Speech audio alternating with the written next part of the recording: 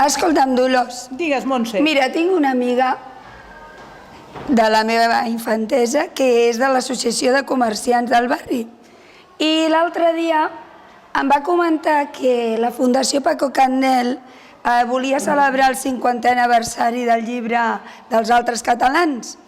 I diu, escolta'm, no seria possible a la teva escola fer aquesta celebració? I a tu què et sembla? És que l'altre dia vaig veure que havies deixat un pòster damunt de la taula. Però escolta'm, ara estem acabant el curs.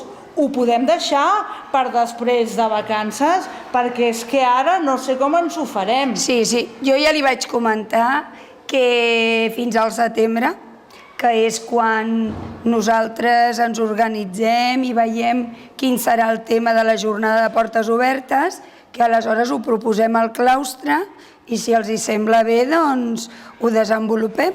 Uf, menys mal, em sembla bona idea. A més, m'han dit que podem anar a parlar amb la Fundació Paco Candel, que tenen una web, que tenen molts materials, que ens poden deixar unes quantes coses i ens poden orientar. Doncs setembre posem fil a l'agulla.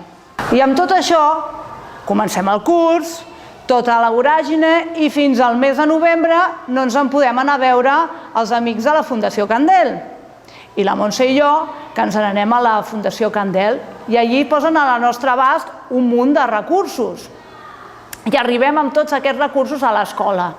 I tothom amb les mans al cap. Però en Candel, com el treballarem? Jo és que no sé, jo aquest tema aquest any no sé per on enganxar-lo. I tothom pels passadissos amoïnats perquè no sabien com enganxar-lo. Però a poc, en Paco Candel va anar prenent vida a la nostra escola.